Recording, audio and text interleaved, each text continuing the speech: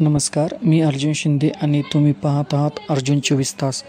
संभाजीनगर महामार्गावर इसरवाडी फाटा येथे आज सकाळी 11 वाजेच्या सुमारास भीषण अपघात घडला. ट्रक आणि टेम्पोची जोरदार धडक होऊन 2 शेतकरी तरुण गाडीत अडकले. यावेळी योगायोगाने पुणे दौऱ्यावर जात असलेले विरोधी पक्षनेते अंबादास दानवे घटनास्थळी उपस्थित होते. त्यांनी तातडीने आपला ताफा थांबवत मदतकार्य सुरू केले. रुग्णवाहिका व क्रेन बोलावून घेतली. स्थानिक नागरिकांच्या मदतीने तब्बल 1 तासाच्या अथक परिश्रमानंतर अडकलेले तरुण सुरक्षित बाहेर काढण्यात आले. जखमींना तातडीने रुग्णालयात हलवण्यात आले असून त्यांची प्रकृती स्थिर असल्याचे समजते.